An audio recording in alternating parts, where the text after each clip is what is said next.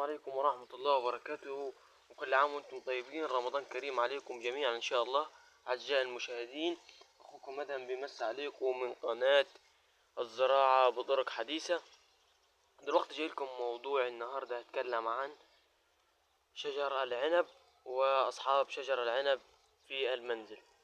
دلوقتي اللي انتم شايفينها دي عنبتين، واحدة هناك وواحدة هنا بالشكل اللي انتم شايفينه ده. طبعا دخلوا في بعض هنا، طبعا ده سلك عشان يمسكهم، وفي فيديو ازاي قلت لك تعمل السلك ازاي وكل حاجه. بس لو انت متابع القناه متنساش تشترك في القناه عشان انت يفوتك كتير. دلوقتي بالشكل اللي انت شايفينه ده موضوعنا النهارده. لو انت بعد ما خلصت النمو وخدت منه المحصول يبدأ ينشف، مش يوقع الأوراق اللي هو فيه ده، يبدأ يوقعها من شهر واحد، ويبدأ يطلع النمو التخدير في شهر 3، في أول شهر 3 إن شاء الله.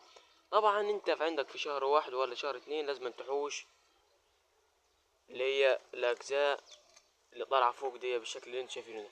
طبعا انت لو محشتش دولة وتخلي هو الفرع ده، تخلي اللي هو الفرع ده مثلا الفرع ده، انما ده كده لازم تحوشه، عشان انت لو خليته مش هيصير نمو تخضير ومش هتاخد منه محصول زي الناس. تمام، زي ما قلت لكم انت لازم تحوشه ده.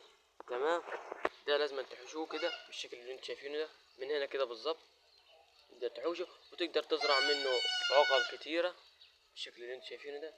تقدر تزرع منه عقل كتيرة قوي، ويبقى احسن حاجة، يبقى احسن عقلة عندك تعملها بالشكل اللي انت شايفينه. تمام، طبعا بعد ما انت بتعمل هنا هتاخد منه محصول كتير ان شاء الله بالشكل اللي انت شايفينه ده.